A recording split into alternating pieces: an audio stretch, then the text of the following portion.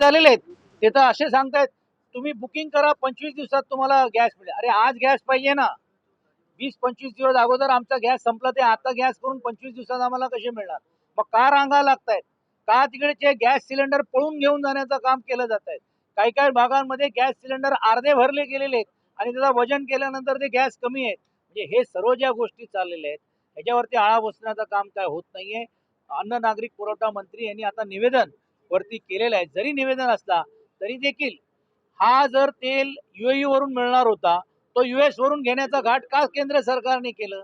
त्यामुळे अडीच पट त्याच्यातली जी किमती आहेत, जे डॉलर्स जे आहेत आपल्या प्रवासामुळे हे वाढल्यामुळे दर वाढलेले आहेत. म्हणजे महागाई तुम्ही जाणून बुजून हे आमंत्रित करण्याचं काम केलंय का? हा सर्व प्रश्न आता आम्ही वरती सभागृहामध्ये मांडण्याचं काम आम्ही करणार आहोत. नाही त्यांनी सांगितलं की बघ केरोसिन, पण तुम्ही बघितलं असेल की कुठच्याही प्रकारे आहार आता रेस्टॉरंटला सांगितलं तुम्ही केरोसिन घ्या, केरोसिन काय लगेच टाकू शकत नाही तुम्ही. म्हणजे ह्याच्यात मिक्स करावा लागतो पेट्रोल पंपला पण काही इमिजिएटली ते होईल आणि सर्वच गाड्याला ते उपयुक्त होतील किंवा त्याला होईल अशातलं नाही. किंवा पेट्रोल पंपच्या माध्यमातून तुम्ही आता केरोसिन सर्वसामान्य लोकांना वाटणार आहेत. पण ते सर्वसामान्य लोकांकडे स्टोव्ह तर असले पाहिजे, कारण उजाला ज्यांच्याकडे आहेत म्हणून केरोसिन देऊ नये असं माननीय उच्च न्यायालयाच्या एका निर्देशावरती ही बंदी आणली होती. मग आता परत स्टोव्ह तुम्ही आपण देणार आहात का? एक तर तुम्ही बघितलं असेल इलेक्ट्रिकल इंडक्शन स्टॉक पूर्ण संपत आलेला आहे. म्हणजे सरकार म्हणून जे या डिझास्टरसाठी जे उतरलं पाहिजे होतं ते कुठेही दिसत नाहीये. म्हणूनच लोकांमध्ये हा संभ्रम निर्माण झालेला आहे.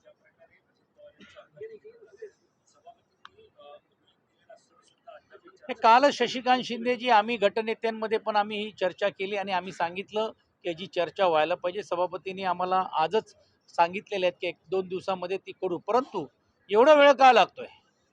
आज या विषयावरती अमोल मिटकरींनी पण पॉईंट ऑफ प्रोसिजर काढला, शशिकांत शिंदेनी पण भूमिका मांडली, आम्ही भूमिका मांडली की एवढ्या मोठ्या नेत्यांच्या बद्दलची चर्चा जर या सभागृहामध्ये होत नसेल तर कुठे जाऊन करावी? पार्लिमेंटमध्ये चर्चा सुरू झालेली आहे.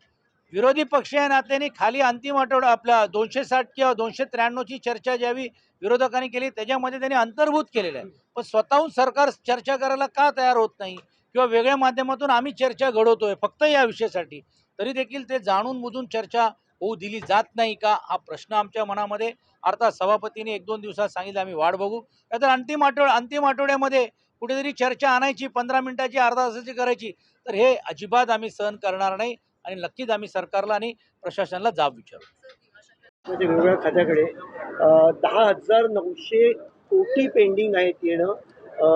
उत्तर आजच प्रश्नोत्तराच्या तासामध्ये मी असेल आणि परब जी असतील सुनील शिंदेजींनी जो प्रश्न मांडला होता की त्यामध्ये किती रक्कम ही थकबाकी आहे आणि दुर्दैवाने म्हणावं लागेल की उत्तरामध्ये असं म्हटलं की अशी काही रक्कम जी बाकी आहेत पण ती आम्ही त्यांना त्याच्याऐवजी जमीन विक्री किंवा काय बाकीच्या गोष्टी करायला दिलेल्या आहेत. महानगरपालिकेने उत्तर देताना बेस्टची एक असलेली जागा मलबार हिलची ती विकायला काढली, ती टेंडर रद्द केलं. म्हणजे याचा अर्थ असा आहे की सरकार ज्या मुंबई महानगरपालिकेकडनं आणि विशेषतः शहरातून कोट्यवधी रुपये GSTच्या माध्यमातून कराच्या रूपातून या राज्याला आणि देशामध्ये देतोय, त्यासाठी महानगरपालिकेची पण रक्कम हे देऊ शकत नाही अशी परिस्थिती होती.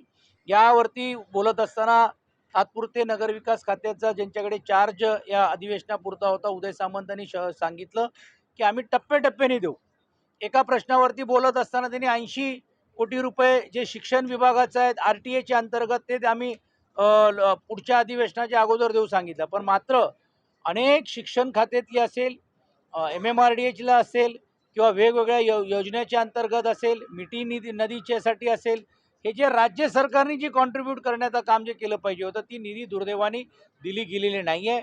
आणि म्हणून एका प्रकारे हे मुंबईकरांवरती अन्याय, कुठची बजेट प्रोव्हिजन नाही आणि म्हणून तो आवाज उठवण्याचं काम आम्ही केलं आणि त्याला न्याय मिळाला नाही म्हणून आम्ही सभात्याग करण्याची पण भूमिका आज आम्ही घेण्याचं काम केलं. तो पैसा इन्फ्रास्ट्रक्चरला मुंबईच्या वापरता येईल स्वाभाविकच आहे. आणि एका बाजूला आम्ही असाही युक्तिवाद केला 1600 कोटी रुपये आमदार आणि खासदारांना सत्ताधाऱ्यांना दिले जात आहेत महानगरपालिकेच्या तिजोरीतून. का नाही राज्य सरकार ते पैसे देत आहेत? ते देऊ शकले असते. म्हणजे एका बाजूला तुम्ही महानगरपालिकेला मदत करायचं नाही आणि महानगरपालिकेच्या पैशावरती डल्ला टाकून तुम्ही ठेवी कमी करून आपल्या स्वतःच्या स्वार्थासाठी आणि राजकीय वापरासाठी हा मुंबईकरांचा पैसा जो लयलूट करण्याचा प्रयत्न होतोय त्याला आम्ही जाब विचारण्याचं काम केलेलं आहे आणि पुढच्या काळामध्ये पण देखील न्यायालयीन किंवा रस्त्याची पण लढाई आम्ही लढण्याचं काम आम्ही करणार आहोत.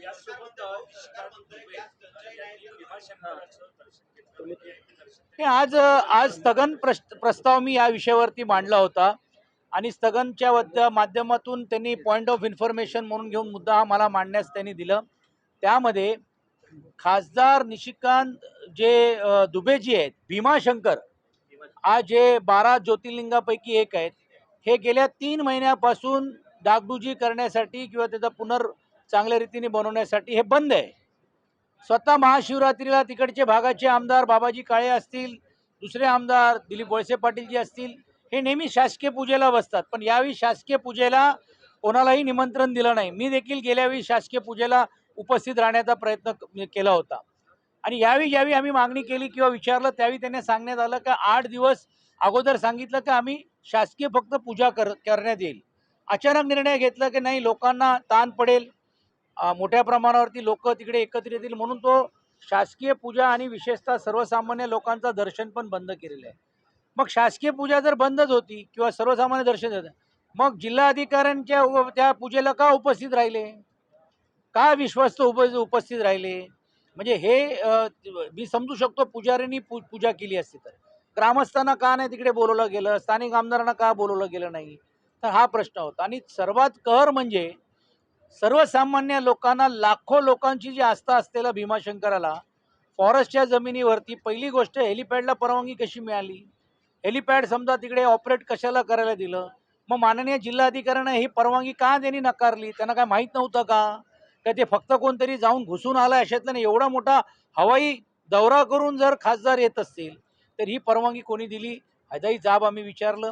एवढंच नाही की तुम्ही लँडिंग केल्यानंतर पण सर्वसामान्य लोकांना बंद असताना हे VVIP दर्शन हे एकाच व्यक्तीला, आणि जो महाराष्ट्र द्वेष करणार आहे, आपल्याला सर्वांना आठवत असेल की हेच व्यक्ती होते जे सांगत होते की महाराष्ट्र के लोग अगर आएंगे तो हम पीट पीट कर मारेंगे. म्हणजे किती कळस आणि किती या मंत्र्यांचा आणि विशेषतः सरकारचा निषेध करावा तेवढं कमी आहे. आणि एका बाजूला ज्यावेळी असा माणूस ज्यावेळी आपल्या विरुद्ध बोलतो, सर्व सरकारची दारं त्याच्यासाठी अशी VVIP सारखे उघडे होतात आणि म्हणून ग्रामस्थांनी याचा निषेध केलेला आहे, स्थानिक आमदारांनी निषेध केलेला आहे आणि म्हणून तो प्रश्न आज आम्ही परिषदेमध्ये मांडून सरकारला जाब विचारलं. सरकारला उपसभापतींनी किंवा माननीय सभापती महोदयांनी निवेदन करण्यात भाग पाडलेलं आहे आणि हा निवेदन आल्यानंतर याच्याबद्दल उचित कारवाई त्यांनी केली आहे की नाही आणि याच्यात जबाबदारी कोणाला तरी धरून कारवाई व्हायला पाहिजे अशी मागणी आम्ही केलेली आहे.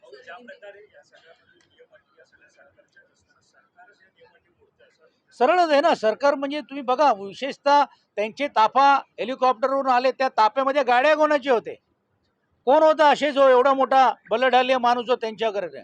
म्हणजे आज लोकप्रतिनिधी लांबचं राहिलं पण सरपंच जाऊ शकत नाही, त्या ग्रामस्थ तिकडे जाऊ शकत नाही आणि मग या VVIP लोकांना अशा प्रकारे दर्शन देण्यासाठी जर होत असेल तर मला असं वाटतं हे सरकारचं धोरण किंवा तिकडचे असलेल्या जिल्हाधिकाऱ्याचं धोरण किंवा प्रशासनाचं धोरण हे स्पष्ट दिसतोय की हम करे सो कायदा, आणि म्हणून याचा निषेध करण्याचं काम आम्ही केलेलं आहे.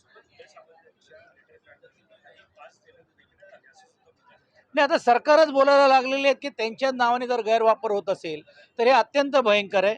सभापती महोदयांनी याचे स्पष्ट निर्देश दिलेले आहेत की जो कोण असे करणारे, स्कॅम करणारे लोक आहेत त्यांच्यावरती तातडीने कारवाई करू. परंतु तुम्ही बघितलं असेल या माध्यमातून आता भीतीच राहिलेली नाही आहे. म्हणजे मंत्र्यांनाच आता येऊन बोलावं लागतो, ही परिस्थिती जर या राज्यामध्ये होत असेल तर मग आता सर्वसामान्य माणसांनी कोणाच्याकडे बघावं?